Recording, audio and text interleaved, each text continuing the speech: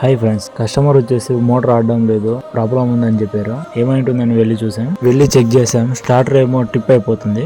ఇలా టిప్ ఎందుకు అవుతుందని కస్టమర్ అడిగితే, సార్ ఇట్లా కండెన్సర్లు పోయినా లేదంటే పంపు స్టక్ అయిపోయినా ఇలాగే జరుగుతుందని చెప్పింది. కస్టమర్ చెప్పేసాం మోటార్ లాగాల్సి వస్తుందని. పైప్ అంతా బయటికి లాగిన తర్వాత మనం అనుకుందే జరిగింది. పంపు అయితే మొత్తం మట్టితో ప్లస్ పాచితో ఇరక్కపోయింది. ఇట్లాగా కస్టమర్ చూపించేసాం. పంప్ అయితే షాప్ దగ్గర తీసుకొచ్చేసాం. ఎల్లంకీలతో దాన్ని ఇలా ఊడిదీసి తర్వాత సుత్తి తీసుకొని ఇలా ఫ్రంట్ సైడ్ కొట్టేస్తే డోర్ అయితే ఊడి వచ్చేస్తుంది. తర్వాత కటింగ్ ప్లేట్ తీసుకొని ఇలా ముందుకు లాగితే ఇంప్లేట్స్ అన్ని బయటకు వచ్చేస్తాయి. ఇలాగా మీరు చూసినట్లయితే డస్ట్ చూడండి ఎంత ఉందో.